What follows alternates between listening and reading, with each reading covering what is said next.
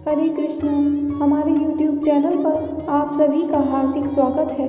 उम्मीद करती हूँ आपको हमारे चैनल पर सुनाई जा रही मार्गशीर्ष मास के ये कथा अध्याय पसंद आ रहे होंगे।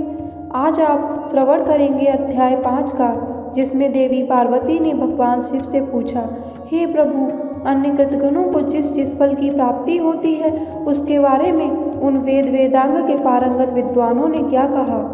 तब श्री महेश्वर बोले, हे प्रिय राजेंद्र, सुयज्ञ के प्रश्न करने पर उन सब मुनियों में महान ऋषि नारायण ने प्रवचन देना आरंभ किया। नारायण जी ने कहा, हे भूपाल, जो अपनी या दूसरों की दी हुई ब्राह्मण वृत्ति का अपहरण करता है उसे कृतघ्न ही समझना चाहिए। उसे जो फल मिलता है आप उसे भी सुन लो। जिनकी जीविका छिन जाती है उन ब्राह्मणों के आंसुओं से धरती के जितने धूलिकण भीगते हैं उतने सहस्त्र वर्षों तक वह शूलप्रोत नामक नरक में रहता है। दहकते हुए अंगार उसे खाने को मिलते हैं और औटाया हुआ मूत्र पीने को। तपे हुए अंगारों की सैया पर उसे सोना पड़ता है। उठने की चेष्टा करने पर यमराज के दूत उन्हें पीटते हैं। उस नरक यातना के अंत में वह महापापी जीव भारतवर्ष में विष्ठा का कीड़ा होता है। उस योनि में उसे उस देवता के वर्ष से 60,000 वर्षों तक रहना पड़ता है। तत्पश्चात वह मानव भूमिहीन, संतानहीन, दरिद्र, कृपण, रोगी तथा निंदनीय शूद्र होता है। उसके बाद उसकी शुद्धि होती है। नारद जी बोले, जो नराधम अपनी अथवा पराई कीर्ति का हनन करता है वह कृतघ्न कहा गया है। अब उसको मिलने वाले फल का वर्णन सुनो। हे नरेश्वर, वह अत्यंत दीर्घकाल तक अंधकूप नामक नरक में निवास करता है, जहाँ सरौते जैसे कीड़े उसे सदा काटते और खाते रहते हैं। वह पापी वहाँ तपाया हुआ खारा पानी पीता और खाता है। तदनंतर 7 जन्मों तक सर्प और 5 जन्मों तक कौवा होने के बाद वह शूद्र होता है। देवल जी ने कहा, जो भारतवर्ष में ब्राह्मण, गुरु अथवा देवता के धन का अपहरण करता है उसे महान पापी एवं कृतघ्न समझना चाहिए। वह लंबे समय तक अवटोद नामक नरक में निवास करता है। तदनंतर शराबी और शूद्र होता है। इसके बाद उसकी शुद्धि होती है। जैगीसव्य जी बोले, जो पिता, माता तथा गुरु के प्रति भक्ति से हीन होकर उनका पालन नहीं करता, उल्टे वाणी द्वारा उनकी ताड़ना करता है, उसे कृतघ्न कहा गया है। जो उल्टा नारी प्रतिदिन वाणी द्वारा अपने स्वामी को ताने मारती या फटकारती है वह कृतघ्नी कही गई है। भारतवर्ष में बहुत बड़ी पापिनी है। कृतघ्न पुरुष हो या स्त्री, दोनों बहिन कुंड नामक महाघोर नरक में पड़ते हैं। वहाँ बहुत लंबे समय तक वे अग्नि में ही वास करते हैं। तत्पश्चात 7 जन्मों तक जलों का अर्थात जौंक होकर वह शुद्ध होता है। वाल्मीकि जी ने कहा, हे राजन, जैसे अभी तरुओं में सर्वत्र वृक्षत्व है, कहीं भी वृक्षत्व का त्याग नहीं है, उसी तरह संपूर्ण पापों में कृतघ्नता है। जो काम, क्रोध तथा भय के कारण झूठी गवाही देता है तथा सभा में पक्षपात पूर्वक बात करता है वह कृतघ्न माना गया है। हे राजन, जो पुण्य मात्र का हनन करता है वह भी कृतघ्न ही है। सर्वत्र सबके पुण्य की हानि में कृतघ्नता निहित है। हे नरेश्वर, जो भारतवर्ष में झूठी गवाही देता या जो पक्षपातपूर्ण बात करता है वह निश्चय ही बहुत लंबे समय तक सर्पकुंड में निवास करता है। सदा उसके शरीर में सांप लिपटे रहते हैं। वह डरा रहता है और सांप उसे खाए जाते हैं। यमदूतों की मार पड़ने पर वह सांपों का मलमूत्र खाने को विवश होता है। तदनंतर भारत में 7 जन्मों तक वह अपनी 7 पीढ़ी के पूर्वजों सहित गिरगिट और मेढक होता है।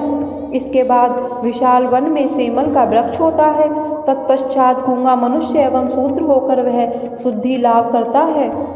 आस्तिक मुनि बोले, गुरु पत्नी गमन करने पर मानव मातृगामी समझा जाता है। मातृगमन करने पर मनुष्यों के लिए प्रायश्चित नहीं मिलता। हे नृपश्रेष्ठ, भारतवर्ष में मातृगामी पुरुषों को जो दोष प्राप्त होता है वह शूद्रों को ब्राह्मणी के साथ समागम करने पर लगता है। यदि ब्राह्मणी शूद्र के साथ मैथुन करे तो उसे भी उतना ही दोष प्राप्त होता है। कन्या, पुत्र, वधू, सास, गर्भवती, भौजाई और भगिनी के साथ समागम करने पर भी वैसा ही दोष लगता है। हे राजेंद्र, अब ब्रह्मा जी के बताए अनुसार दोष का निरूपण करूंगा। जो महापापी मानव इस सबके साथ मैथुन करता है वह जीते जी ही मृतक तुल्य हो जाता है, चांडाल एवं अस्पृश्य समझा जाता है। उसे सूर्यमंडल के दर्शन का भी अधिकार नहीं होता।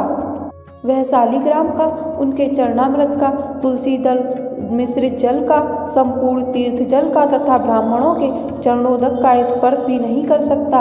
वह पात की मनुष्य विष्ठा के तुल्य घृणित होता है। उसे देवता, गुरु और ब्राह्मण को नमस्कार करने का भी अधिकार नहीं रह जाता। उसका जल मूत्र से भी अधिक अपवित्र होता है। भारत में पृथ्वी उसके भार से दब जाती है। वह उसके बोझ को ढोने में असमर्थ हो जाती है। बेटी बेचने वाले पापी की भांति गुरु पत्नी गामी के पाप से भी सारा देश पतित हो जाता है। उसके स्पर्श से, उसके साथ वार्तालाप करने से, सोने से, एक स्थान में रहने और साथ साथ भोजन करने से मनुष्यों को पाप लगता है। वह कुंभीपाक में निवास करता है। वहाँ उसे रात दिन अविराम गति से चक्र की भांति घूमना पड़ता है। वह आग की लपटों से जलता और यमदूतों द्वारा पीटा जाता है। इस प्रकार वह महापापी प्रतिदिन नरक यातना भोगता है। घोर प्राकृतिक महाप्रलय बीतने पर जब पुनः सृष्टि का आरंभ होता है तो वह फिर वैसा ही हो जाता है। नरक यातना के पश्चात हजारों वर्षों तक उसे विष्ठा का कीड़ा होना पड़ता है। तदनंतर वह पत्नीहीन नपुंसक चांडाल होता है। तत्पश्चात उसे 7 जन्मों तक गलित कोढ़ से युक्त शूद्र एवं नपुंसक होना पड़ता है। इसके बाद वह कोढ़ी अंधा एवं नपुंसक ब्राह्मण होता है। इस प्रकार 7 जन्म धारण करने के पश्चात उस महापापी की शुद्धि होती है। मुनि बोले, इस प्रकार हमने शास्त्र के अनुसार अब सब बातें बताई। राजन, तुम इन विप्रवर को प्रणाम करो जिन्होंने तुम्हें श्राप दिया है और निश्चय ही इन्हें अपने घर को लौटाकर वापस ले चलो। वहाँ यत्न पूर्वक ब्राह्मण देवता का पूजन करके इनका आशीर्वाद ग्रहण करो। महाराज, इसके बाद शीघ्र ही वन को जाओ और तपस्या करो। ब्राह्मण के श्राप से मुक्ति मिलने पर फिर यहाँ वापस आ जाओगे। पार्वती, ऐसा कहकर सब मुनि देवता, राजा तथा बंधु वर्ग के लोग तुरंत अपने अपने स्थान को चले गए। मुनि समूहों के चले जाने के बाद नृपश्रेष्ठ सुयज्ञ ने क्या किया, अतिथि ब्राह्मण ने क्या किया, वे लौटकर राजा के घर में गए या नहीं, इसका वर्णन आप आने वाले अध्याय में ज़रूर सुनिएगा। अगर आपको यह वीडियो पसंद आई हो तो प्लीज़ हमारे वीडियो को लाइक ज़रूर करिएगा और हमारे चैनल को सब्सक्राइब करना मत भूलिएगा।